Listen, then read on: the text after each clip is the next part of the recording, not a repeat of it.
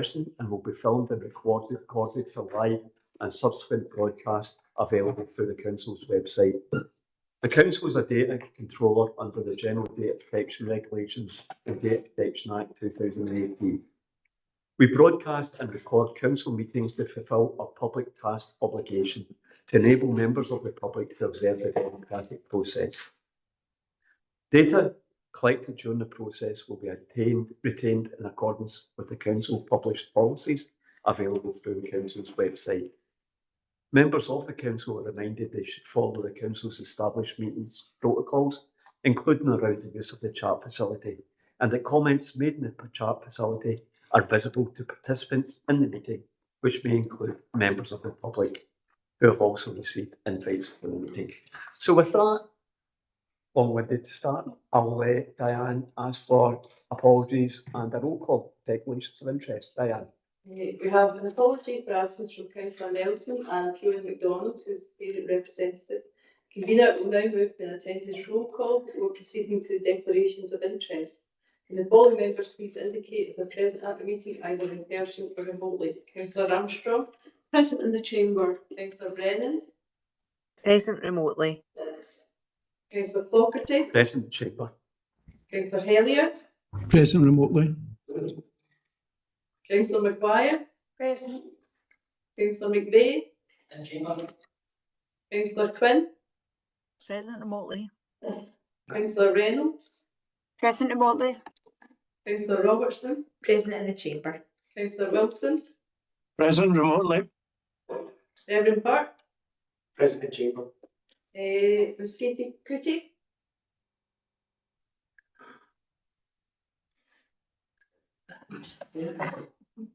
Present remotely. Apologies. Reverend Fraser Donaldson. Reverend Donaldson. Ms. Paula McEwen. Present remotely. Are there any further declarations of interest to those declared earlier in the meeting? Yes, please. Agenda item number 19. I'm the Vice Chair of SPT. Thank you, David. Someone be here, operate for another play card. Thank you, Tommy. Just before we start the meet, Kate, I understand you were having trouble with your mute button. You'll hear me in the chair when I scream, you're on mute. So can I firstly say welcome to Kate Cootie, who's taken over from Jim Docherty. Jim was well known to the committee for many years, both as a headmaster and subsequently as a Roman Catholic representative on the committee. So Kate, you've got hard shoes to follow, but you have followed in such places as former Notre Dame head teachers as well. So I'm sure you'll get into the swing of things very quickly as well. Thanks very much. Thanks for keeping me right. And I'm going to move along to agenda item number 1. As you can see, we've got representatives here of Bloomsbury Primary School, but before we introduce them, I'm going to let Michael first of all say something.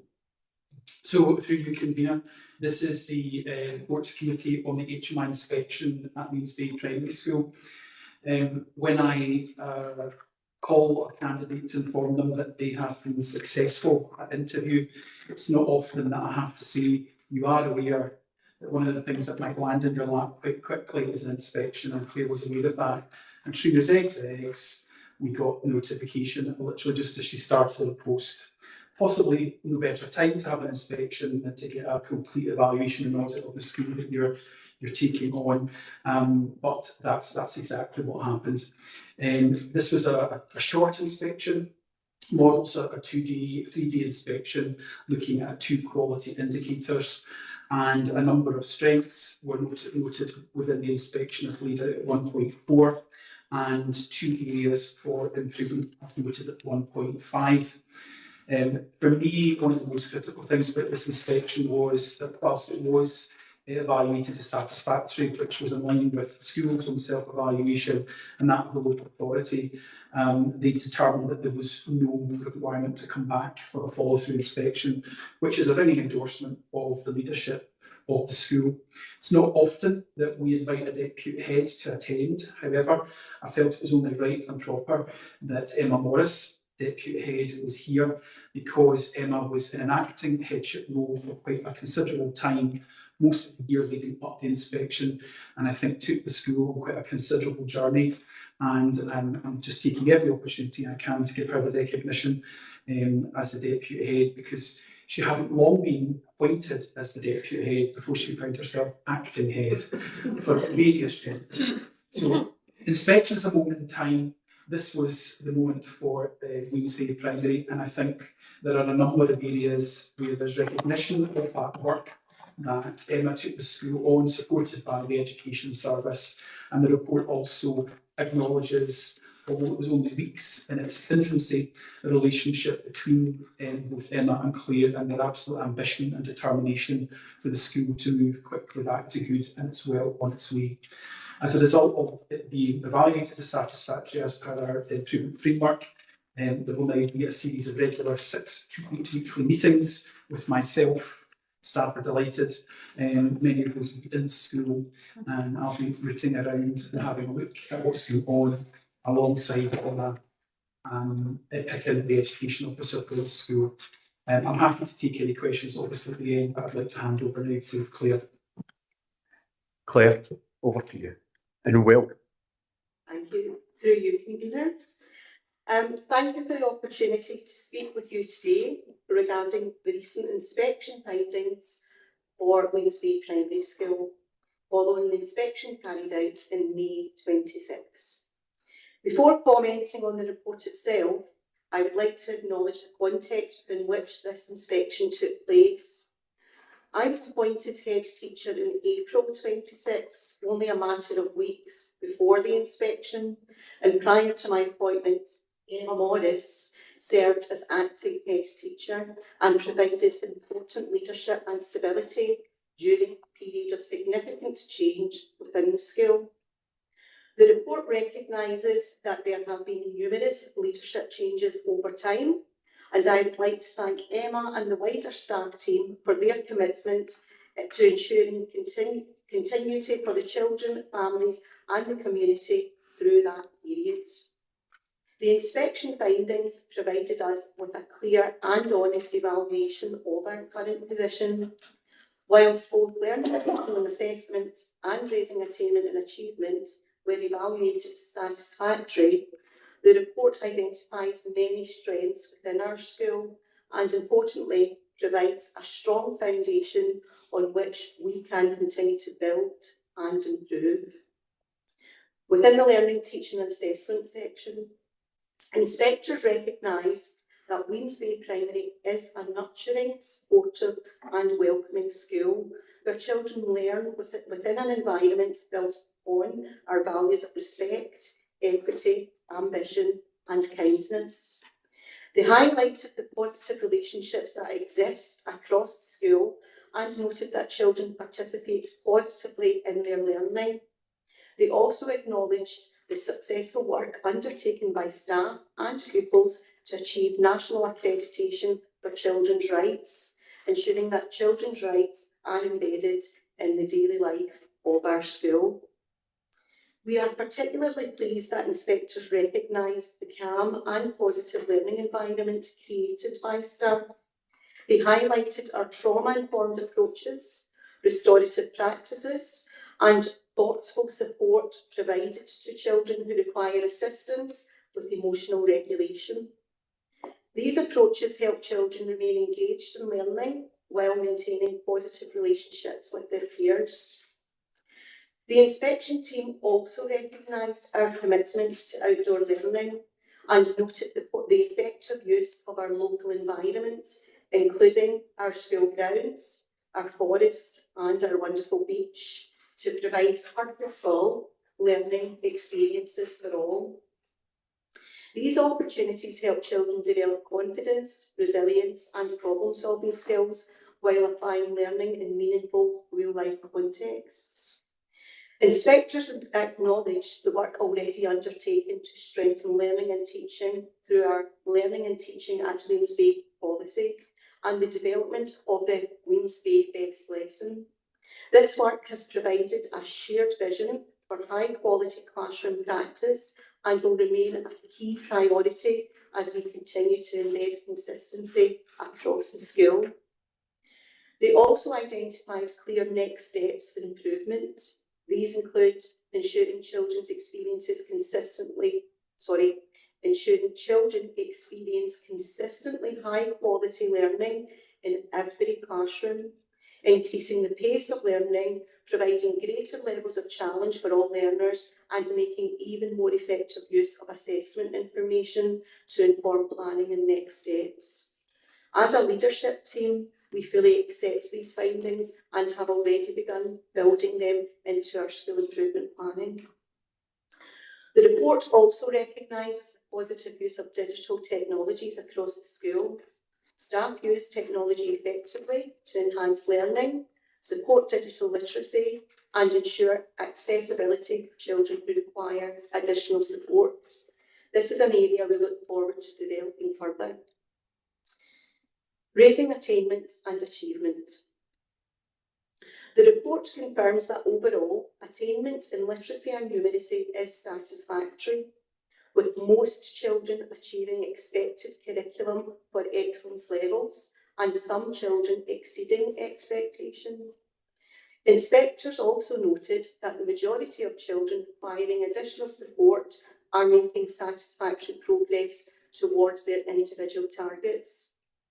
Importantly, the inspection recognises that senior leaders have identified historical weaknesses in attainment tracking and have recently introduced more effective systems for recording, analysing and monitoring pupil progress. As a result, staff are increasingly able to identify children requiring support or greater challenge and put interventions in place that better meet their needs. Inspectors noted emerging evidence that these approaches are already beginning to improve attainment over time. We are delighted that the inspection team highlighted the wide range of opportunities available for our children beyond the classroom. They recognised how leadership opportunities, sports activities, music, literacy initiatives and children's rights work help develop confidence, responsibility and important skills from life. In particular, they highlighted the impact of the child-led Pinky Promise initiative, which has helped strengthen an understanding and empathy for care-experienced children within our school and beyond. The report also recognises our commitment to equality and inclusion. Staff know our children and families exceptionally well and take effective steps to ensure that financial circumstances do not become a barrier to participation. Through the targeted use of pupil equity funds, including literacy support, wellbeing interventions and breakfast club provisions, children benefit from additional opportunities and support that improve attendance, motivation and learning. As a new head teacher, I view this report as both an acknowledgement of the positive work already taken place and a valuable roadmap for the future. The inspection highlights strengths in our nurturing ethos, children's rights work, outdoor learning, inclusion, pupil leadership opportunities, and improving approaches to tracking and monitoring progress. At the same time, it provides clear direction regarding areas where we need to accelerate improvements. Together with staff, pupils, parents and partners, we are already taking forward the recommendations identified by inspectors. Our focus will be on ensuring consistently high quality learning and teaching across the school, raising attainment further, increasing challenge for all learners and strengthening the accuracy and use of attainment to demonstrate children's progress over time. Weems Bay Primary School is a caring, inclusive and ambitious school community. The inspectors recognise strong relationships, committed staff, engaged children and a culture that places wellbeing, equity and opportunity at the heart of the school life. I would like to thank our staff, pupils, parents and the wider community for their ongoing support and commitment during a period of change. I am proud to lead this school and confident that by building on the strengths identified within the report and addressing areas for development, we will continue to improve outcomes and opportunities for every child. Thank you for your time, and I welcome any questions. Thank you, Claire. Claire, I know you're welcome to any questions. I know I've got Michael here as well, but I can't let it go without Emma, asking Emma, does she want to make any even brief comment, Emma? Because we know how that is fine, but we know how hard work that you put into as well. We know how much Claire appreciated you working alongside her, especially during the inspection. So I just wanted to give you that opportunity, but so I do know how much you put into it as well. So with that, what I'll do is I'll open it for any questions or any comments, either to Claire, Emma, or Michael. Elizabeth, I'll go for Elizabeth first, and then I'll go to Francesca. Thank you. Emma, you should have asked for a raise. Honestly, take the opportunity. I always, obviously we get a lot of inspection reports through the committee, and it's always great to see the representatives from the school joining us. And one of the things I love about it is when the assessment of the inspectors is matched by what the school thinks about itself, because I think that is tremendously honest, tremendously robust, and just really gives you the best platform for whatever the future is. And so I really want to commend you for that, actually, because I think that's, if you guys had gone, we are this, and somebody else is saying you are that, then the most important thing is you guys knowing your school. And so I just want to kind of really encourage you going forward with, you know your school, you absolutely know your school, and you know where you're at, and you know where you're going. Thank you. Francesca?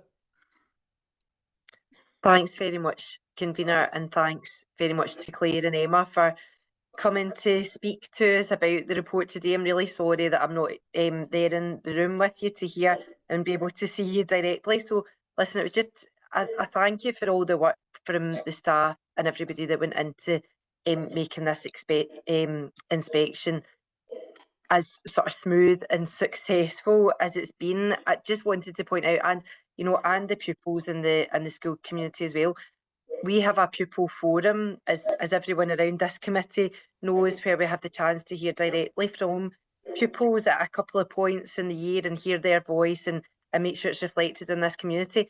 And I just, I've really enjoyed the interactions and found them really useful and thought-provoking that I've had with pupils from Weems Bay Primary. So I see a lot of the points that they've made and the sort of interactions that I've had with them recognised in the inspection and in the narrative you gave around it today, Claire, that there's lots to be proud of, and as you said, you are really proud to be leading the school at this point, along with Emma, who's done a great job. So now listen, thanks very much for coming along to us today, and look forward to hearing how you get on following on from this inspection and building on some of the assessments that the inspectorate team have made. So thanks very much. Thanks, Francesca. And so it's mainly just comments, Claire, rather than questions. So the question for me is, are we going to nail your feet to Weems Bay's floor so you can't actually go somewhere? So we're going to have you there for a while. I suppose that's the thing, because as you did indicate, it has been a journey Weems Bay's been on. So hopefully we've got the right people ahead now, and I'm hoping for a bit success for Weems Bay in the next few years, and we can see that progress continuing as well. So you're more than welcome to stay throughout the committee. We have got many items to go through, many very interesting strategies. I'm sure of these read completely for later on. But just pass on again my thanks, and pass on the thanks to both the staff and of course the pupils at Weems Bay as well. Much appreciated. So thank you. Thank you. Thank you.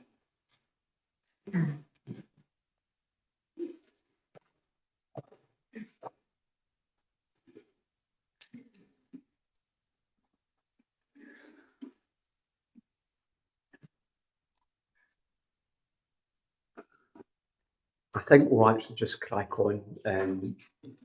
Tony will come in, obviously, but it's mainly education. So can we move to agenda item number 8, which is the education revenue budget, the 25 and 26 outturn and 26-27.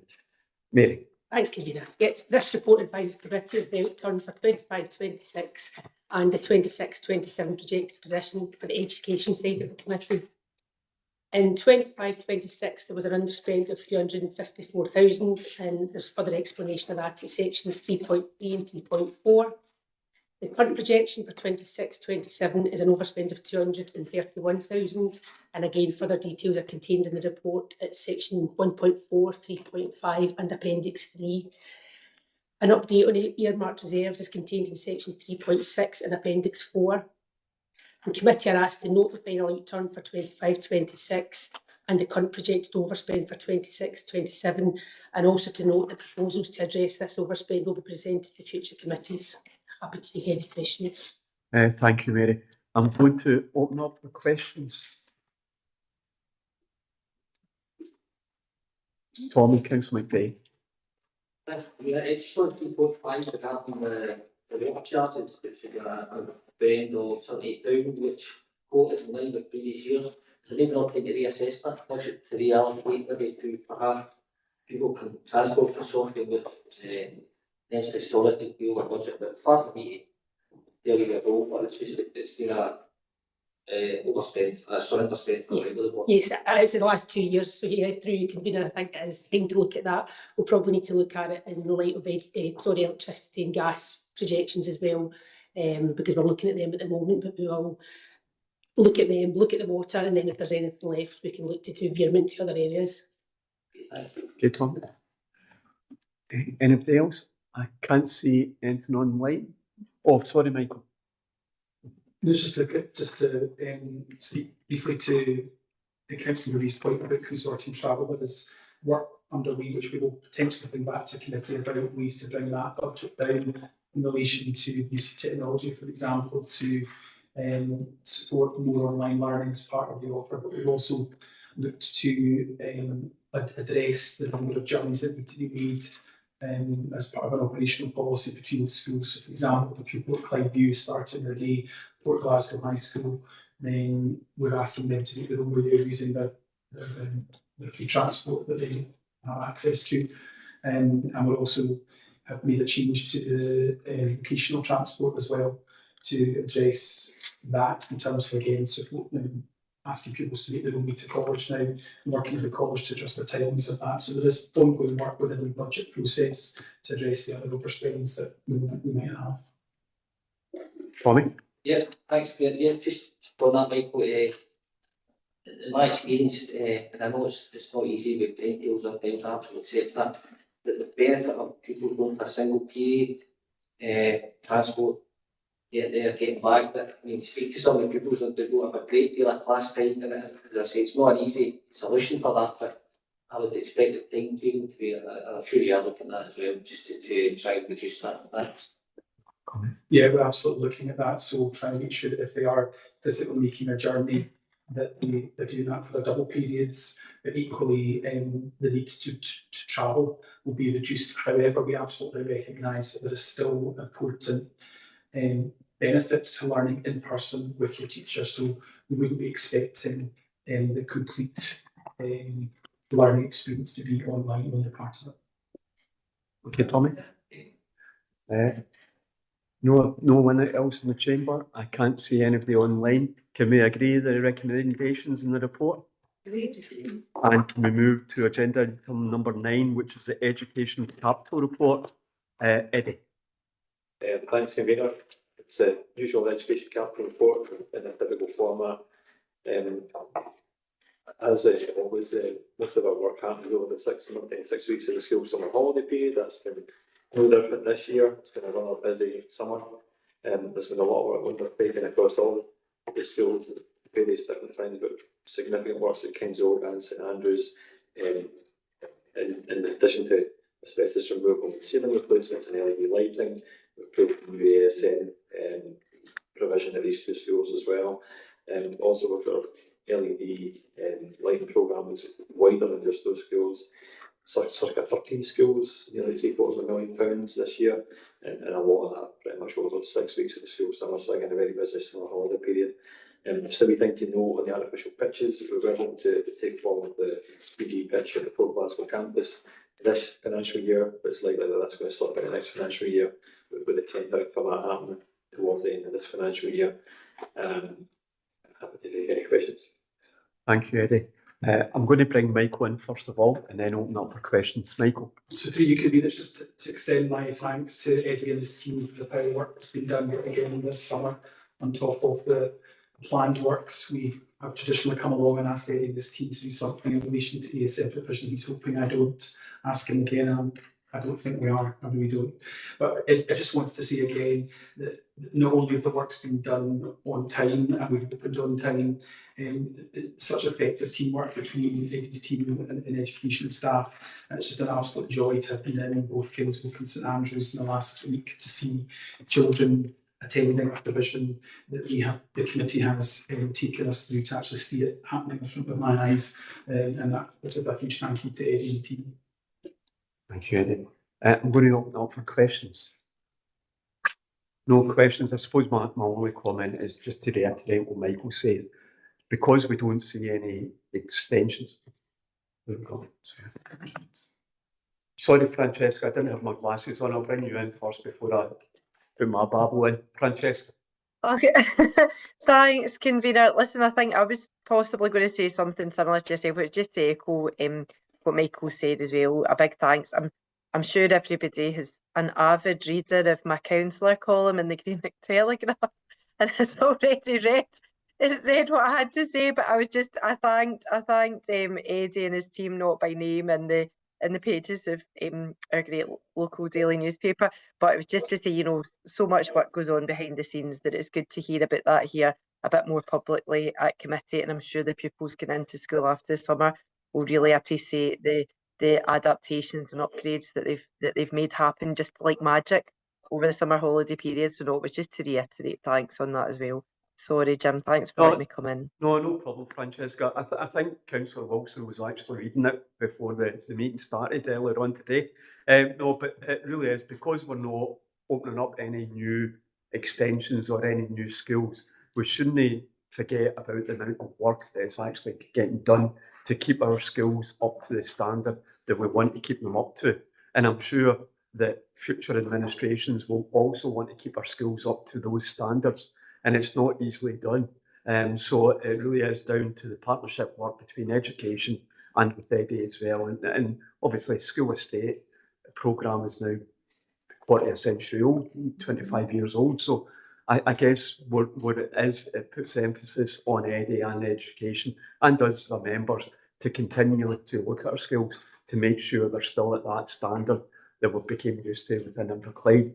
And I'm going to bring Paul in now. So, It's Councillor Wilson. oh, it's Councillor Wilson. Sorry, I'm not doing Yeah, I Councillor thought Wilson. I heard my name mentioned. Were you just trying to make sure I was awake? Was that it? No, not at all, Councillor Wilson. What actually happened at the beginning of the meeting earlier, you were reading the Greenock Telegraph, and I just assumed you were reading Councillor Brennan's column in the Greenock Telegraph. That's all. Of course it was. I never miss it. Thank you. Good. It's good to see you, David. So sorry about that. Is there any other questions for Eddie?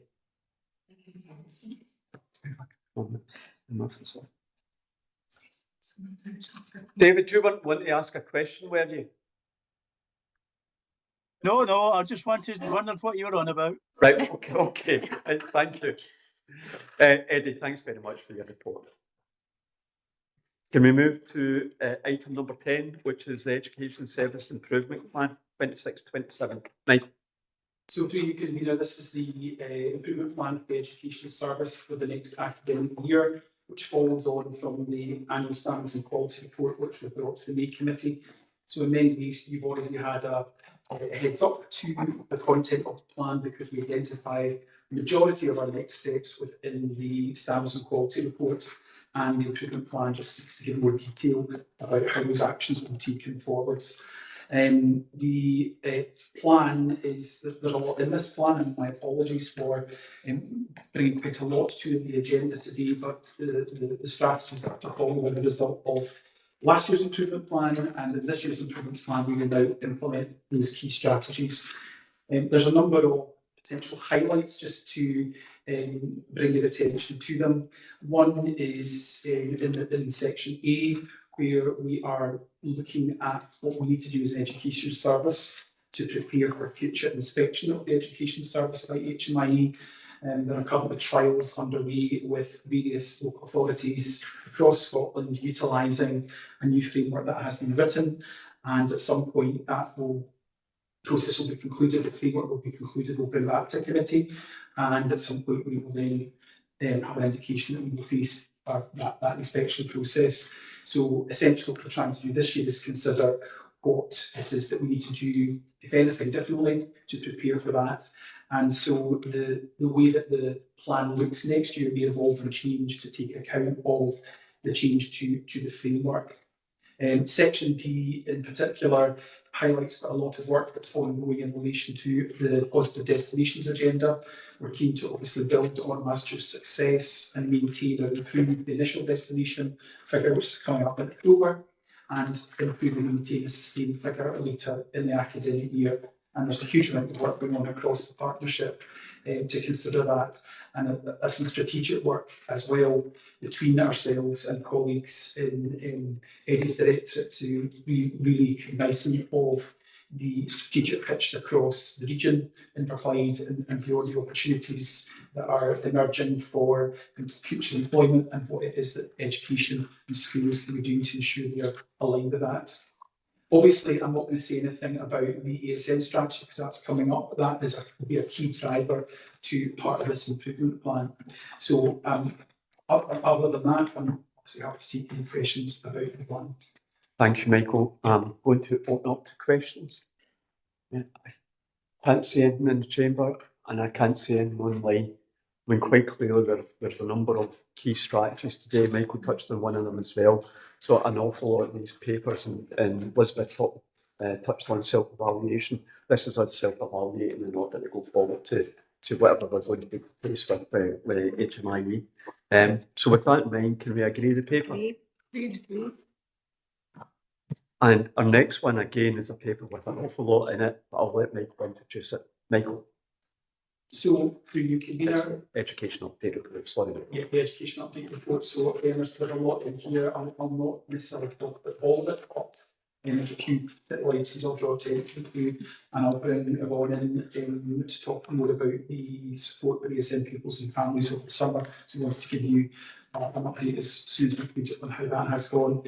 Since the last committee, there have been 2 key inspections of nursery classes aligned to 2 of our schools, and in both of those inspections they achieved 2 goods and 1 adequate, and when we have an adequate judgment, not dissimilar to satisfactory within HMIE, but not the same. However, we have the same response, and we will now work with those 2 establishments to ensure that the adequate evaluation moves to good as quickly as possible, and both of those settings are going to be involved in a piece of work with the Cape Inspectorate and ourselves jointly. We've also reflected on the improvement framework that we have running, and that's an evolution over time, and identified the need to change how we support and challenge the heads of establishment of primary schools with nursery classes, and are on the verge of agreeing with the headship team that schools where there is a nursery class will have a separate annual meeting about the nursery class so that it gets a real sharp focus and it doesn't become an agenda item on those schools' annual achievement meeting. We've also had a very positive HMI inspection of one of our private providers at Madeira. Again, if you remember the story of Madeira coming through committee, they had previously had a Cape Inspectorate where there were evaluations less than good. So to see it now securing good and very good at inspection of HME is really positive and just shows that continuous improvement journey. At 3.3, we traditionally bring to you the outcome of the placement request process this year. You'll see the outcomes there across primary and secondary, and a number of appeals that were made, appeals received and refused and granted. 3.4, just to give you the briefest of indications of emerging developments at HMIE. I don't know who's responsible for those, but you'll see that there's been a change to the inspection model for the next year at least, whilst the inspectorate concludes the revision of How Good Is Our School. I think we're expecting How Good Is Our School 5, we currently have How Good Is Our School 4. But in order to address issues with capacity, long inspections, night inspections across a full week with 4 QIs will no longer take place, and all inspections will be short inspections where learning and teaching will be looked at in all of them, and either the QI linking to inclusion will be looked at, or the QI linking to attainment as it was in Leeds will be looked at. So just to give you an update on developments there. So going forward, any inspections coming before committee in this academic year will be short. I'm very mindful of time. I just maybe want to say something briefly at 3.6. So we received guidance for the revision to this mobile phone guidance on the 30th of June, the last day of term. So we haven't had an opportunity to consider that in full.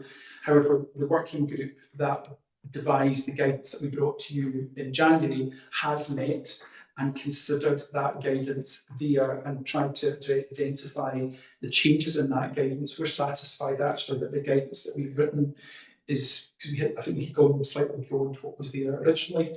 We're satisfied that the guidance that we have is in line with the revisions. And today, in fact, I haven't quite got to it yet, a consultation has gone live nationally around from the Scottish Government in relation to mobile phones going forwards. And obviously that will be open to all stakeholders, including ourselves, and we will respond to that. And we're fully expecting that to then bring forward legislation in respect of mobile phones. Interestingly, our guidance is about devices. It's not, for us, it's not just about mobile phones. The technology, since we even wrote the guidance we did, has evolved. Apple glasses and everything, and there are issues around those. So these are not Apple glasses, by the way.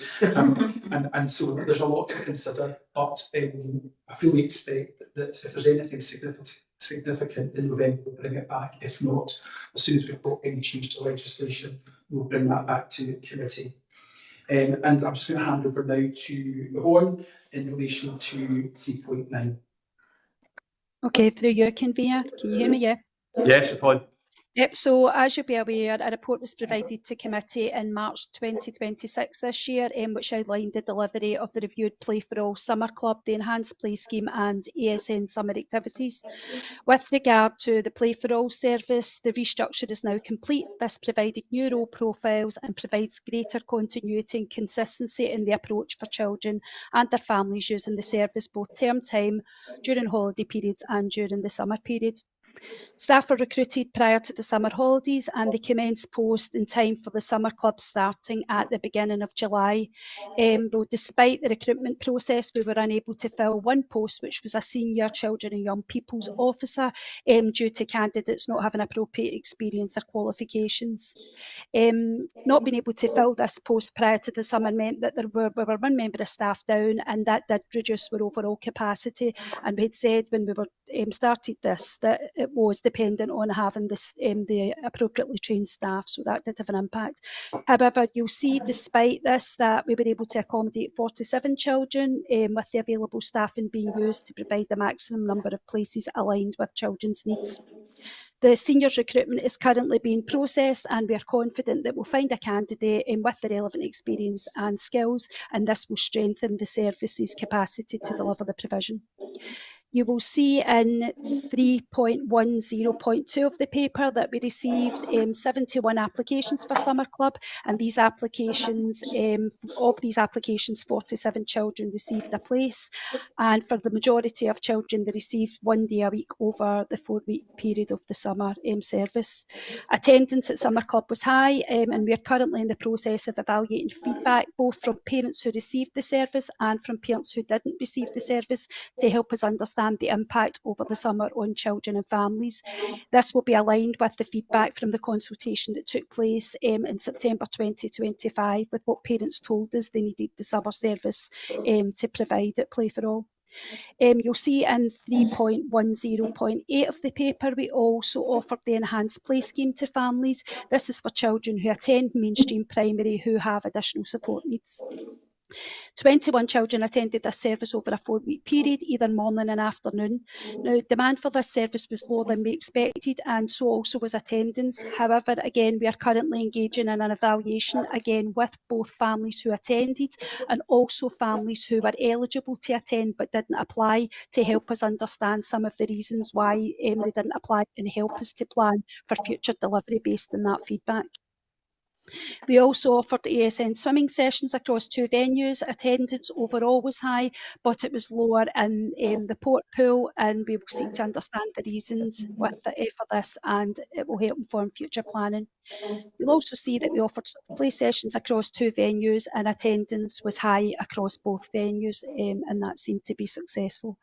Currently, as I mentioned, we're in the process of evaluating the services that we offered over the summer, specifically Summer Club and the ASN Enhanced Play Scheme, to help us understand the impact and experience for the children and families, the effectiveness of the support offered and the effectiveness of the communication methods used, and the evaluation of the quality of the service that parents received. And this information will be helped, as I said, to help us shape this future of the summer service provision. Thank you. Back to Michael. Thanks, Michael. Yep, and just to finish off the report at 3.11, just wanted to cite committee on a couple of issues relating to ongoing development of guidance relating to toilet provision in schools. So members will be aware of a series of legal developments relating to sex-based rights in school facilities and quality duties, and there's a bit more information there around that. We have been waiting on the publication of guidance, the HRC guidance, and this has now been published and come into force from the 5th of August. And the purpose of that guidance was to assist public bodies, including local authorities and schools, to ensure compliance with that quality legislation while meeting the statutory obligations relating to the provision of facilities and protection of pupils' rights. We also had, just in that summer term period, what's now being referred to as the West Lothian judgment in relation to a Court of Session decision concerning toilet provisions within a particular primary school in the West Lothian, which had implications for the system. Lady Poole had determined that the council had acted unlawfully in relation to toilet arrangements within a newly constructed primary school in respect of the 1967 regulations. I have to say also the 1967 regulations are also currently being reviewed because they are considerably out of date. So the judgment reinforced the importance of ensuring that the school accommodation complies both within the statutory requirements for school premises and with quality legislation. So there are 2, we've reviewed our school estate and determined that there are 2 schools obviously named there that we will have to do and are doing some work to adjust some of the toilet provision to ensure that it is fully compliant. And there's an ongoing short-lived working group of council officers which has been gathered together for some time to review council's policies and practices in light of the HRC guidance, and we'll obviously, as that work continues, bring back further updates to committee. Happy to take any questions. Thank you, Michael. As Michael says and Yvonne says, a lot in these papers, so I'll open up for members for any questions.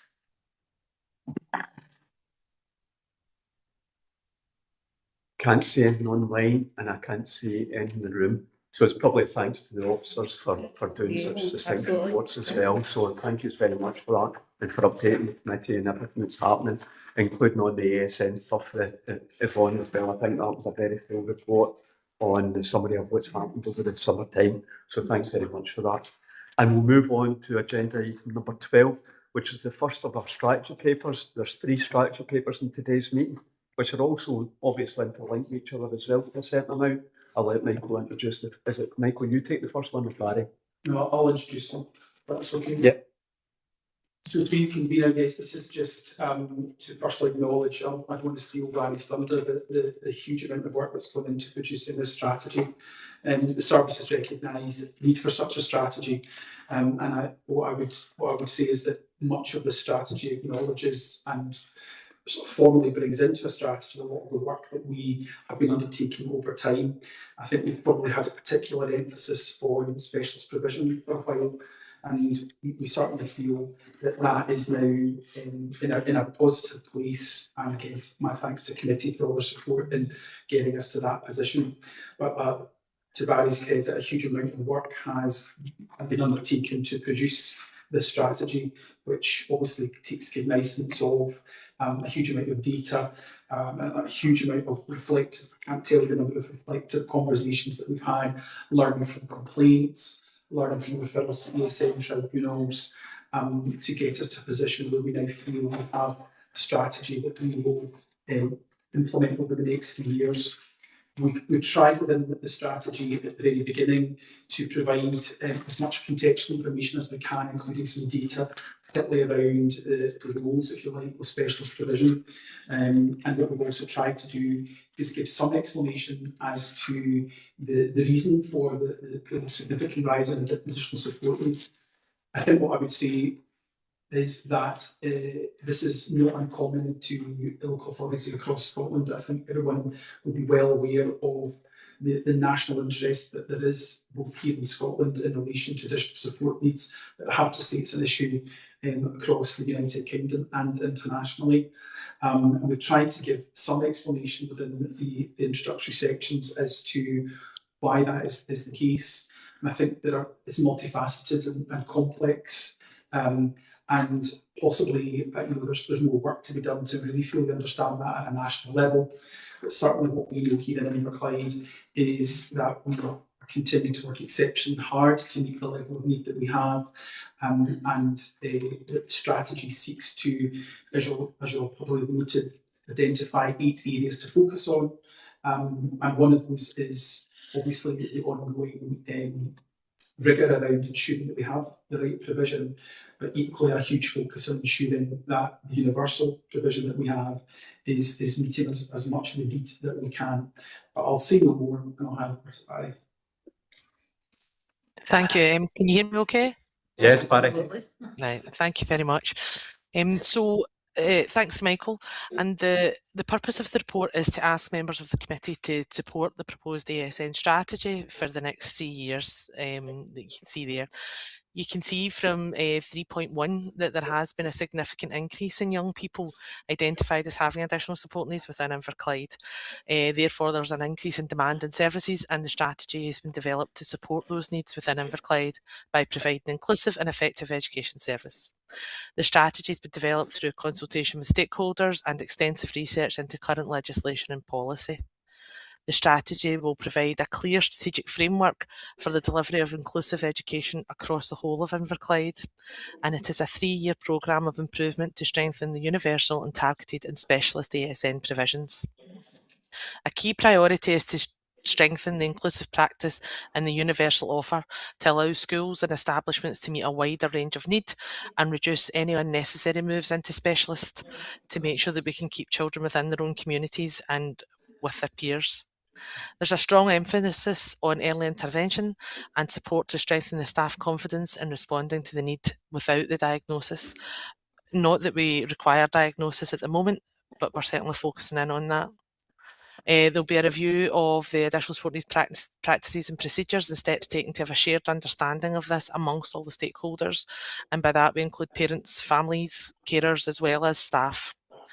There'll be additional support need training for all staff, and it will continue to be developed to support the workforce capacity. And the strategy seeks to improve the assessment and tracking, as well as transitions between all stages from early years to post-school. It will continue to improve our work with families and communities and to improve the shared understanding and improve the experience for all. And as you can see, and as Michael explained there, as well as looking at universal offer, we're certainly still looking at our specialist provisions, where they've been a focus for the past few years, but specialist provision will always form a part of the Inverclyde ASN strategy, and we continue to provide adequate spaces to meet the needs based on data analysis, and this is reflected within the strategy. And I'm happy to take any questions on that.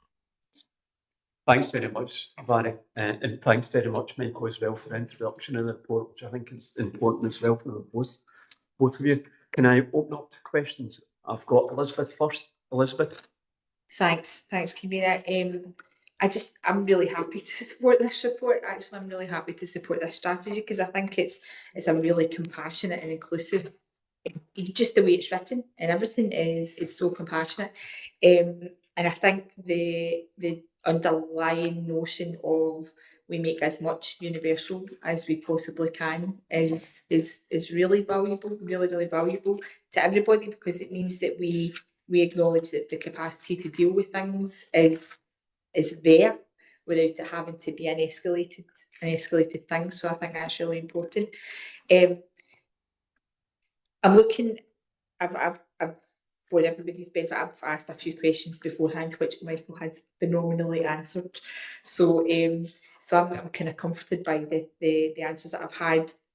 But one point remains for me, I think, in the widest possible ASN experiences that we've had in the last couple of years. What I've been frustrated most with has been we can't get staff to do X, we can't get staff to do Y, and I know that Section 4 is about workforce capacity, confidence and professional learning, but that struggle to get members of staff within the whole ASN system is I don't feel quite fully articulated in number 4.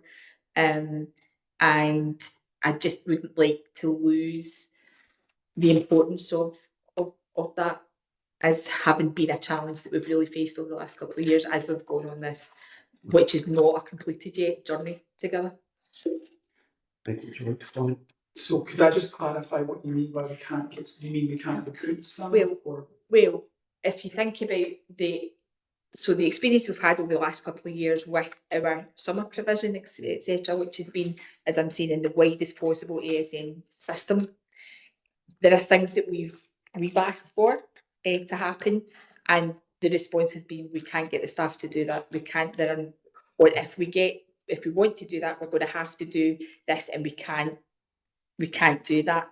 And we just feel that there have been a few times over the journey we've gone in the last couple of years where not having available staff with the right skills, and I think actually Yvonne mentioned, there was a post there that we wanted to have of a senior worker, and we didn't have anybody with the right skills and experience to do it.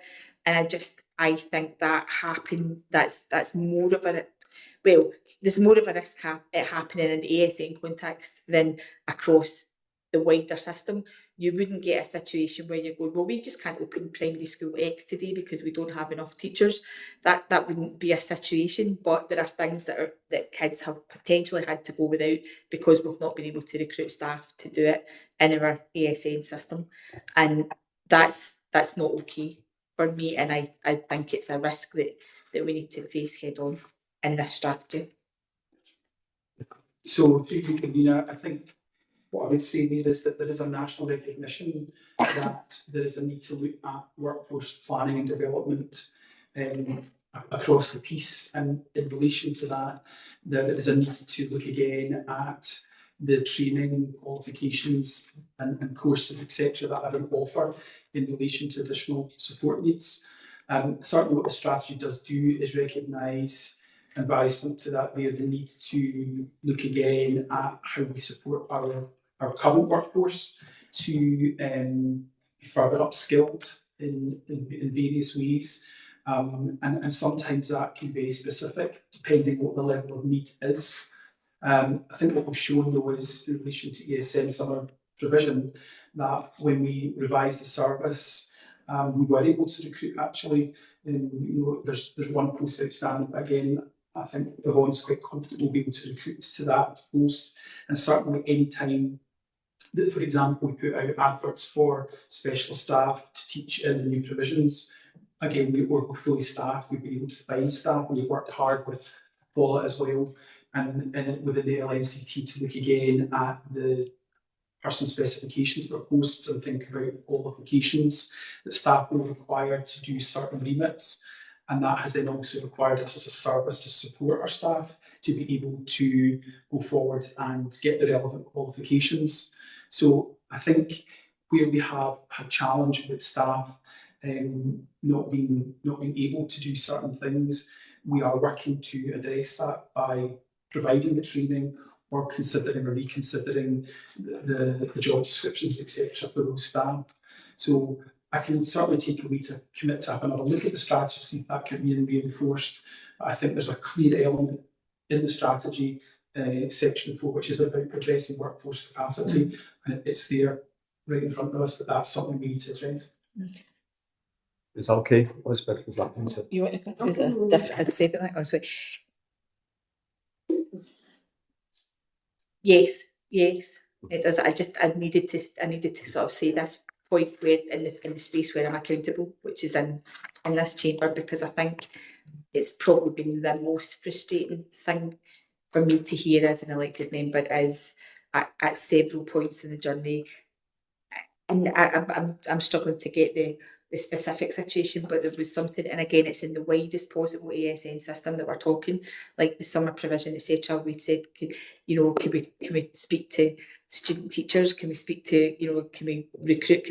And you guys did recruitment exercises and couldn't get people, and that just felt not. You guys did everything you humanly could do to make people appear, but for key things for the kids that we know really need this support, it just simply wasn't able to be staffed, and I wouldn't be doing my job if I didn't kind of say it in the space where I'm ultimately accountable. Okay. I'll let Yvonne come in, but I think there is again a national issue here, for example, about initial teacher education, and I'm a bit of an agitator around that in terms of what is happening within ITE, not just in this space, but in terms of, for example, I was doing it earlier on at a conference in Glasgow relating to the curriculum improvement cycle. So I think there is an absolute need for us in our professional capacity through groups like ADES to continue to push for that, so that when we welcome in our PRTs, as we've now to call them, our NQTs, just to translate, we know that they are coming to us with a good broad understanding of additional support needs. So I think we're absolutely trying to address workforce capacity in relation to training within this strategy, but Yvonne might want to say more. I'm going to bring Yvonne in, but I suppose from an elected member's point of view, one of the big things for us as well was listening to what our officers were saying with regard to the contracts, because one of the biggest problems, of course, was having short-term contracts, especially in the summertime. So one of the big things was putting the money in order to allow our officers to go and recruit for that 52-week period, which was a bit, and I'm only speaking here from elected members, that seemed to be the gel that allowed us to then go and get the people in place for our ASN provision at the summertime. But sorry, I'll allow Yvonne to come in. That was just from an elected member's point of view. Yvonne. Yeah, through you, convener, that you've probably made the point that I was going to make. Having been on this journey with recruiting staff, part of the reason was that stopping and starting, having somebody over 4 weeks of the summer, having somebody just at the end of the day for October and Easter. And we've definitely found when that became a full-time 44-week post, that definitely enhanced the applications that we got. And obviously we looked at the qualifications, because that was a request from parents. But that definitely made a difference in relation to our recruitment processes. And although we didn't recruit a senior over the holidays, I would say the reason for that is we were very time scarce in relation to the information came through committee and then advertising for the post. So there was a big uptake, there was applications, there was an appetite there. It was just that when it came to the seniors post, it's a post that's not really been available in its capacity as it is just now, and we are confident that we will get that. But it was more about the length of time people were being asked to work, the short term over 4 weeks of the summer. So that would be my point. But thanks for that, Yvonne. Elizabeth, okay, can I bring Natasha in? Natasha? I do feel like we're straying maybe a little bit away from the ASN strategy itself, as much as that was a good question and answer why you asked that. I think it's important for us to remember the context that we're in as a local government area. Unfortunately, we've got pressure across the public sector in recruiting people in certain sectors. So, for example, planning, it's really hard to get planners to come and work in local authority places across Scotland. Unfortunately, this is another area because there's a huge demand at the moment for people with the right qualifications and skills. I think we are in a very different position this year than we were last year. I think we have been able to provide more and we're moving in the right direction when it comes to that. Of course, there's still more to be done, and that's why this strategy is here. That's why we as a council agreed that we need to allow Yvonne and the work that she's done to make sure that we're able to do these things. I think it's important as well to recognise that it is an additional layer of qualification that we're looking for. We can't just allow anybody to come in and do it, which is what I think your point was how are we going to get the staff that want to do this. And one of the things we found, not this summer but last summer, and we heard our previous Director of Education saying, like, if you know anybody who has these qualifications, get in touch. But one thing that we need to remember is that these are teachers that do work the rest of the year, and for them that's the biggest chunk of holidays. If they worked in the summer, they aren't going to be able to take a holiday in part of the year. And I think that was part of the difficulty as well, was asking them to come in for fragmented days and things. I think once again we have, as I use the royal we as a council, our officers and whatnot that work with our staff that deliver this for us, they have actually did a shift of work to make it different for this summer. Because I'm aware that some of the changes that we put in place, some of the funding that we put in place was relatively recent considering what's actually been delivered. So as much as, yes, we still have a huge bit of a journey to go on, I do think that this year was very different from last year. And I hope that when we're sitting here, people, whoever is elected this time next year, I hope that things are different again in a positive way. But yeah, I think the strategy that's outlined here is needed. I think that it's something that will hopefully improve the lives of young people who are diagnosed with additional sport needs, but also those young people that maybe have slipped through the cracks, those people that don't have a diagnosis or their parents can't see how maybe their children are struggling when it comes to certain things, that this policy hopefully will allow a strengthened approach across our school for every child and young person, and those most vulnerable children with complex needs will be able to get the support that they need when they need it in a way that supports them. And hopefully, based on, I think it's Section 7, hopefully we can take the parents on the journey with us as well, so that we can strengthen their relationships with their children and allow them to access the support that they need. Because that's one thing I've heard a lot from parents, was needing help and support and just that headspace sometimes to be able to do the best for their child. Thanks for that, Natasha. Pam, will you want to come in as well? Pam? Yes, thanks, convener. Yes, I'm very happy to support the strategy. Thank you. There's elements that I particularly welcome. I welcome the emphasis on partnership working with families and communities. I very much welcome the establishment of an ASN parent and carer council, embedding the updates to ASN holiday provision. The one question, or just for confirmation, is in relation to big page 148, section 8, specialist provision as part of a continuum. And I just want to be reassured that continuum is not, it's not a linear continuum.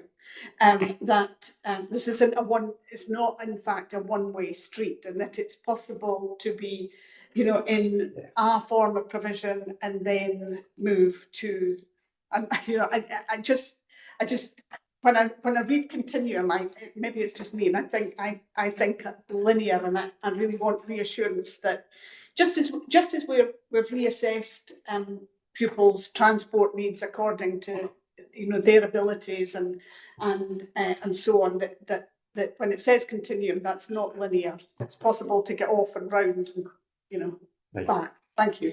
Yes, so through you, Convener, and Barry may want to come in briefly, but I think absolutely there's possibly in the last couple of years been a mindset shift from within the service, from within leaders that are leading provision and increasingly with parents. I think that maybe traditionally the sense was that a young person would be agreed that they would attend a provision, and then that's where they would stay. But I think we've particularly a lot of young people on a part-time placement, and it's almost been seen as a specialist intervention, and it's reviewed, and we've got real success, particularly at the provision at All Saints. Forgive me, they've all now chosen a name, and I can't remember what they all are. The Cairn, it's called the Cairn All Saints. And so there's a number of young people there that have maybe started out in the provision on a part-time basis and only attended for all of primary 1, part of primary 2, and then the team around the child has determined that the right thing now to do is to go into the mainstream provision on a full-time basis. So absolutely, it's a continuing issue. Yes. Thank you. Okay. Thanks very much. I can't see anything else online. Can we agree the strategy 26 to 29? Thanks a lot for that. Can we move along to the second of the strategies, and that is the digital strategy for 26 to 29. Again, I'll ask Michael to introduce it, and then we've got Gavin here as well. Michael. No, we'll just hand over to Gavin. Oh, right away. No introduction, Gavin. It's straight to you. Wonderful. Through you, convener. So the purpose of the report is to ask members of the committee to approve implementation of the new digital strategy. The digital strategy, which will run from 26 to 29, sets out Inverclyde Education Services' vision for developing digital learning and teaching across all educational establishments. Building on the progress of the previous strategy, which was a focus more on infrastructure, devices and connectivity, this revised strategy instead provides a framework for using digital technologies to enhance educational outcomes and prepare young people for life, learning and work. It was developed in response to national guidance and was informed by consultation with parents, carers, young people, practitioners, digital partners, and the strategy reflects the needs and priorities of education in Inverclyde. There are 5 main key aims. The first one is to enhance learning and teaching through effective use of digital technologies, to develop a digitally skilled workforce through high quality professional learning, to reduce digital inequality by improving access to devices, connectivity and digital opportunities, to improve digital security and promote safe digital practices, and finally to support the responsible and effective use of artificial intelligence in education. This takes cognizance of feedback from our young people, which was very clear that they want AI to support learning, but the human touch of teachers must be front and centre to the offer across Inverclyde, and this is reflected in national research too. A central focus of the strategy is ensuring that all learners can benefit from high quality digital experiences that improve engagement, attainment and the development of essential digital skills. The strategy places a strong emphasis on digital safety, cybersecurity and data protection, and it also responds to concerns raised by parents and carers regarding online safety, social media and AI by strengthening guidance and support for schools and families. In recognition of the rapid growth of AI technologies, a dedicated working group and targeted professional learning programme will support staff and learners to use AI safely, ethically and effectively. I'm happy to take any questions. Thanks a lot for that, Gavin. I'm going to open it for questions. Looking in the room first of all. Can't see anything in the room and I can't see anything online. So can we agree the second of the strategy papers we've got? Yep, thank you and thanks for that, Gavin. I'll move on to the third of the strategy papers. And again, I'll often link in with this. We had the SN one and this is the parental engagement one that we spoke about at the SN. So Michael, you introducing this one, you're going straight to Elaine. Elaine. Thank you. Through yourself, convener. Good afternoon. Good afternoon. Thank you for taking the time to review the strategy. So this report seeks approval of the refreshed parental engagement strategy 2026 to 2029. The strategy has been developed following consultation with parents, with schools and with partners, and fulfils our statutory duty under the Scottish Schools Parental Involvement Act 2006 to refresh the strategy every 3 years. While the strategy retains our key aims of ensuring that parents are informed, involved, supported in learning at home, able to influence decision making and represented in discussions about education policy, the refreshed strategy identifies a number of key priorities for the next 3 years. These include strengthening communication with families through further implementation and promotion of Parents Portal, working collaboratively with parents to improve school attendance, and enhancing support for learning at home through workshops, digital resources and family learning opportunities. The strategy also places a focus on supporting children's mental health and wellbeing through partnership working, improving parental understanding of digital learning, online safety and artificial intelligence, and ensuring parents have access to clear information about post-school pathways, including college, vocational learning and employment opportunities. Particular attention will continue to be given to supporting families of children and young people with additional support needs, and you'll be hearing there the golden thread that runs through the other policies. A further priority is strengthening parental voice in education, and this includes continuing our support for our parent councils, providing further opportunities for consultation and engagement, and ensuring that parents continue to play an active role in school improvement, policy development, and the appointment of senior school leaders. Members are asked to approve the Parental Engagement Strategy 2026-2029 for implementation across Inverclyde Education Services, and I'm happy to take any questions.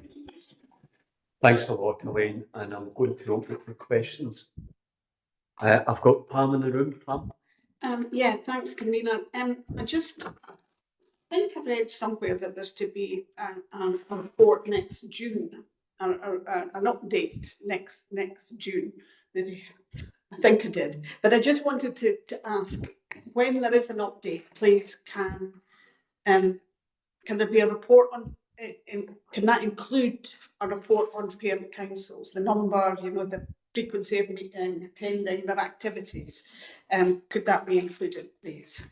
I'm going to bring Michael in first of all. And then... Yep, so through you, convener. So you're not wrong. We will bring a report back as part of the Standards and Quality Report on the Education Service, which is a report on the improvement plan, which this is part. However, the information you're seeking could be provided to you by Elaine as an action from committee. I can share that with everybody, or I can put that into the next update reports if you wanted. Thank you. I mean, I don't want to give anybody any extra work. I just think it would be useful, interesting for this committee to have an overview of, parent councils. I think many of us will know what's going on in parent councils in our own ward, but I think it would be useful to have an overview. So whatever's easiest for the service. Thank you. Well, I would suggest you can be then, it's all right with Elaine, that we potentially bring something back in the next update report in November. Okay. Yep. Thank you. Yeah, thank you. I'm going to bring Elizabeth in first of all, and then Councillor Brennan. Okay, thank you. I really don't want to seem as if I'm down on these strategies, and I really hope I'm not coming across that way. I think this again is another really important strategy that we have, and it's really, and I'm very, very happy to get behind it. And again, I did ask Michael some questions, and again, phenomenally answered. One remaining one though, I think still for me is the ownership of actions in the report. I know that Elaine, you're probably here for it ultimately in terms of writing the strategy document, but there are things that are the authority's responsibility, potentially things that are the school's responsibility, things that are the parent council's responsibility, and I'm not sure that I think there's maybe room for assumption without it being sort of spelled out anywhere, who's responsible for which particular action. I can bring Elaine in, but we can certainly take that away as feedback and reflect on it and potentially put something in that maybe makes that clearer. But Elaine might want to say something for it. This is not me saying we shouldn't approve this today, by the way. I'm not saying that on any way, on any level. Elaine, you want to comment on that point? Yep, thank you. Through you, convener. So I have links to all the partners who have the strategy was written in collaboration with the partners and also with the officers who have also been on the meeting today, and in collaboration with the heads and parent councils. So I certainly have an overview and ask them frequently for updates. Those updates will be coming in across the year and in preparation for any feedback to through the standards and quality at the June meeting. Okay, thanks, Lee. Elizabeth Silky. Fine. Yep. Francesca. Francesca, can I apologise? I'm taking my glasses off and put my glasses on again. The hand you've got goes into the background and sometimes I can't see it, so apologies. No, not at all, not at all. I've been brought in whenever I needed to be. Thanks very much, and thanks to Elaine and Michael and everybody else involved in putting together this report. So a point, and then I think a question that's possibly more for Michael. You can decide between yourselves, I'm sure.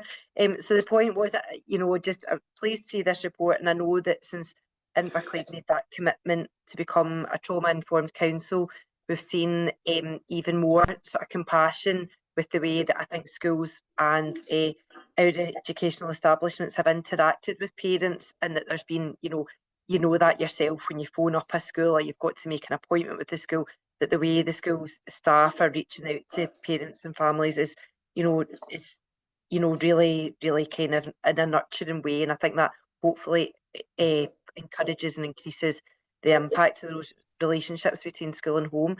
The question was just, I think, we've talked about it at committee before, just to confirm, and this is the bit that's possibly more for Michael, this is an engagement strategy for how we engage, I think, with parents of young people who are at our educational establishments. Just to kind of check in again with Michael, yourself, about what our requirements are, probably from Scottish Government and as a local authority, about how we engage with parents of children who have made that choice to be educated at home rather than in school, and just if that's possible to answer today, or if it's something you want to get back to committee at another point, that's absolutely fine. But just to check in that I've got that right, that this is about how we engage with parents who are at educational establishments and what our requirement exactly is for how we work with parents in that different capacity. Thanks very much. Michael. So through you, convener, I'm going to defer to Elaine, although Elaine has handed the remit on to Walker for electoral home education. Elaine has huge knowledge and experience, more than I do, so I'll hand over to Elaine, if that's okay with her. Elaine. Thank you. Through you, convener. So yes, this is for children and young people who are attending our establishments. Parents who elect to home educate have a contact within the education department, and they reach out to us with any help or support that they feel that they need. But I take ownership and responsibility for the education of their children and young people. There isn't an expectation that we provide resources or support for our home educated children, but we absolutely are here as a contact if the parents would like to reach out to us. Francesca, is that okay? Yeah, thanks for that, and thanks for that clarity on that. Thank you. I can't see any other questions. Can we agree the report? Agreed. And that's the final of our 3 strategy papers, which sets the scene to 2029 strategy-wise. Obviously, they're living documents, and if required, they would be updated and updated as we go along as well. So can we move to agenda item number 15, which is the Scottish Training Challenge Evaluation Report, Michael? So through you, convener, this is the evaluation report on the 25-26 plan for the Scottish Training Challenge. It covers 1.4, the 3 key funds that support this work: the Strategic Equity Fund, the Pupil Equity Fund, and the Key Experienced Children and Young People's Fund. The current situation with the future of these 3 funds is yet to be confirmed by the Scottish Government. We still don't know for sure whether they will continue, and so at the moment we are planning for the work to continue up until the end of the financial and school year. We're hopeful that we will soon have confirmation of the future of those funds. Obviously, there's a lot of information in the report. I'm happy to take any questions on it, but what will now happen is that now that we've had all of our data, although we've still to have the examination data confirmed later in September, once we've got that confirmed, we're completing our analysis, and that will allow us to be certain about the strategy for these three funds going forwards for the remainder of the year. And so we'll take the plan for the Strategic Equity Fund and the Care Experience Fund to committee in November. Obviously, the Pupil Equity Fund is the responsibility of schools. And so what you will find is in every single improvement plan and standards and quality report mapped against actions how the schools are spending the Pupil Equity Fund. Happy to take any questions. Thank you, Michael. Again, a lot in the report. Obviously, it is the evaluation report for our Scottish Attainment Challenge, but happy for any questions. I'm looking within the room. Can't see any in the room. I'll put my glasses on. Can't see any online. So can we agree the report? Thank you.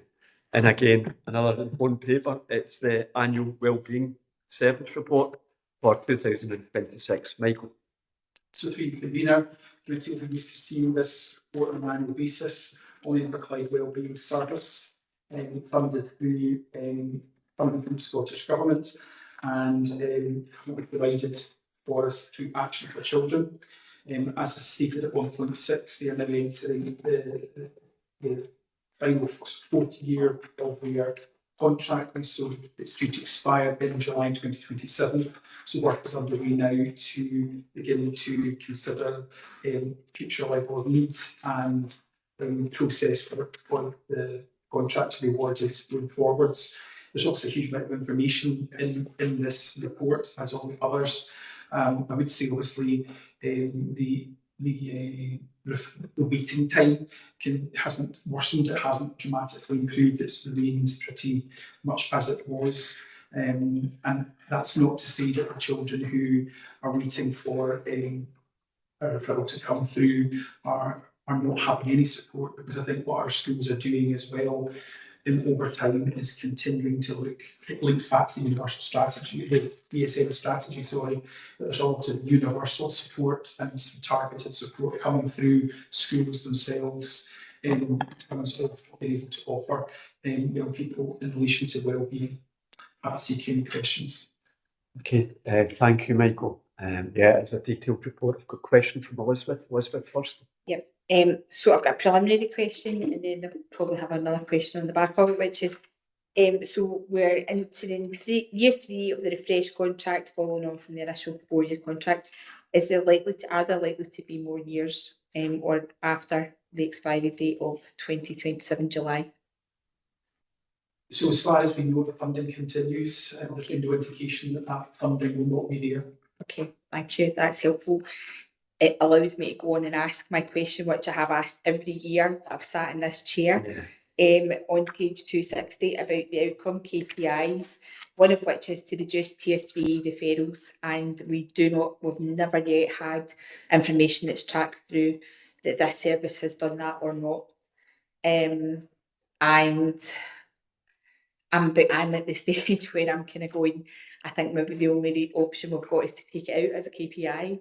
And on that basis, if I have to, I would like to propose an amended recommendation of the report that we remove it, because it just rips me in every single year that's there as a KPI and we're not able to report on it, and we've never had information on it. And it's not your fault, and I'm fully aware it's not your fault. So through you, convener, I fully expected you to ask the question, haven't disappointed me. And the answer is the same as I gave you, I think, a year ago. And we did try very hard. And again, we worked in partnership with colleagues to try and identify how we could evidence that. And it was very challenging to do so. Obviously, these KPIs are part of the current contract, so we can't change them. It's whether or not when we tender for the contract going forward, we can consider its inclusion in the KPIs. So will committee just follow up on that? Will committee get sight before we re-tender for any contract, so they can question if the KPI is there or not for tier 2 CAM developers. So through you, convener, we don't normally bring a report to committee about the future scope of such a tender, but I'm certainly take that forward. Yeah. Because what we're currently trying to do is look at a range of data in relation to the Children's Service Plan strategic needs assessment as well, about it's not just a case of moving along with the same contract, it may well be that we need to adjust the contract, and now's the time to do it, so we've got a needed time now to be able to do that. Elizabeth? I mean, I was really only suggesting removing it from my own well-being, really, which is after all the home service the whole paper's about. But and everybody else's well-being as well, you're welcome. But I mean, I suppose the gold standard would be getting the information. Yeah. And if we're having a new contract, actually putting into the tender process, organisation X who wants to have this contract, how would you gather this information and actually have that up front? So, scrub my notion of recommendation to remove the KPI, and if we can have the gold standard of ascertaining from future tendering organisations how they're going to do it, that would be the better option, I think. I'm happy to take that forward. Demonstration. Yeah. Elizabeth? Natasha? Now, Michael did answer a lot of my questions before committee, because I had a lot of questions on this paper. So just on your point there, Councillor Robertson, yeah, I can appreciate why you've asked that, and I don't want to get involved in operational matters, of course, but it's just something simple like even asking the young people, are you involved with another organisation, or can you let us know when you are? Surely we need to know that if we're working with a young person, if they are getting external support, so we can do a rounded approach. So there must be a way of us getting it. It's just about actually like how do we do that in a cost effective and meaningful way to make sure that we're finding the best for the young people that are engaging. But that's just a comment. So the main reason why I wanted to come in was just to actually say thank you to Action for Children, because if you look at page 261, they give us a special contribution of that support to make sure that this can keep going. So I believe if I've looked at it, they've given us 20k. I've looked at £20,500, sorry, £20,000 roughly, and just to have that support from a charity is like it's really meaningful, because this work will be impacting young people across the area. I have also raised the point just around trying to understand, and this might link into the tier 3 stats, just around understanding when young people have disengaged with us, why they disengage. So it does say here anecdotally like somebody feel they're in a better place, but actually I'm having a wider understanding of, is it that I feel better temporarily at that point? Is it, is it another reason? Is it because they're not feeling like it's working for them anymore? So I can appreciate that with mental health well-being, that there's a kind of spectrum of things that could cause somebody to disengage. But yeah, main thing is that Action for Children just thanking them publicly for giving us the money, because yeah. Thank you. So to three conveners to come back briefly on a couple of points there. One of the things that's quite unique about the approach here is that when a referral is made, it links again to Councillor Robertson's point, there is a triage assessment process. So it's not just the referral that comes in straight through to Action for Children. The referral is made wherever it's coming. It can come from the child themselves, a family, a GP, health facility, whoever it is. And that is looked at in a round by not just education staff, but head colleagues, including those in CAMS, because it may well be that as the referral is coming in, it's actually a tier 3 referral, not a tier 2 referral. So at that point, there is consideration given to any other support that the young person is having, because obviously we'd be very wary of a young person having two different pieces of support running at any one time. And at the point at which the young person is disengaging, whether or not that's something they initiate themselves, there's counsel given to them about ensuring that it is absolutely the right thing for them to do. And ultimately, if it's something that they wish to do, that is their wish. But there's support given to consider, for example, early exit, and obviously support given to consideration of through the process of a tier 2 service, which this is. It may be appropriate for that child to be referred on into tier 3. Natasha. Yes, thank you very much for that, Michael. And once again, that's just then at that tier stage, you can do recording if they were already tier 3, and if that's then progressed, that kind of shows that kind of before and after. And yeah, it's a good and right thing to make it that when a young person or child is disengaging with us, that we give them that kind of scaffolding around them to end well or to continue if that's best for them. I suppose we're just saying about the making sure that we've got concise and true reasoning as to why they've got disengaged, because it looks like quite a significant number when you see the number of referrals, when you see the around 90 plus children young people disengaged. So it's just to make sure that if there is a training that we can respond to that. But no, thank you very much for answering additional questions from you in addition to the ones that I've already asked. Thank you. Is that okay, Natasha? Yeah, perfect. Thank you. Any other questions? Can we agree to the report? And can we move on to item number 17, which is a very short item, school term times. Tony. Thank you. So this is just, as you know, the committee separate the school term dates. So the first of these reports is looking for the session 27-28, like to try and do for the balance as fast as we can. And what I will say that we could be back again asking you for other in-service days, because the curriculum improvement cycle may require an additional 2 in-service days to basically to get the majority of the term dates today. So happy to take any questions. Can we agree the paper? Sorry, I just, sorry, you've got sorry, I know that this should be one of those situations where we disagree. I just want to say that I did have some people reach out to me about those curriculum. I can't remember what you called it, but basically mentioned it's that we need for curriculum improvement. So if we can make sure that we communicate as early as possible to parents and carers, just because there's already been some rumbling about the appearance that we're giving extra holidays when we know that we're not. It's just not communicating that to parents and guardians so that they know that it's not from us, it's actually coming from them. Michael, do you want to comment?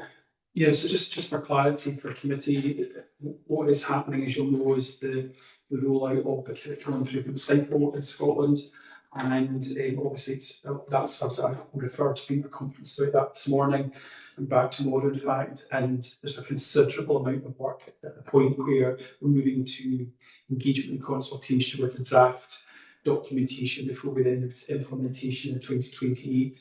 And there's a national agreement underway, or sorry, there's a national negotiation towards agreement underway with the SNCT and between employer and unions at a national level to agree a number of additional in-service days. And at the point at which that's agreed, obviously we'll write out to be very clear to parents that these additional days for a justifiable reason, and it's a national decision. I appreciate you saying that. I know that our Commissioner understands why this come forward. It's just obviously it's not maybe making it clear, but as we get further detail to that, we'll have the information that we need. I do think there was a bit of an echo chamber happening where some people thought it's more than just a couple of days. So yeah, but thank you very much. I'm sure that as we're communicating that will settle down. Okay. Sorry, just to be absolutely clear, it is likely to be more than 2 days over a multi-year No, deal. somebody had said 2 weeks, and then which I came back and said that's something the Scottish Government would do. It would be 2 weeks in a year. It would be more than 2 days over a multi-year deal. No, they were talking about for this year coming up. Thank you so much. Obviously, I've got my glasses on in case Paula put up her hand, but I see she's not. So can we agree the recommendations? And can we? Oh, sorry. She put her hand up. Oh, she's put her again. Right, can we agree the recommendation and move to agenda item number 18, which is just an amendment, Tony? Yep, it's very much, it's just an amendment because of the government elections. So, and a couple of our schools use as polling stations. So, and we've spoken to trade union, got an agreement for that, and just to move the in-service day as instead of it being from the Tuesday 4th May, move it to Thursday 6th, which is the election. Okay, thanks. Can we agree on that? Agree. Okay, can I make the appropriate resolution as we go to agenda item number 19?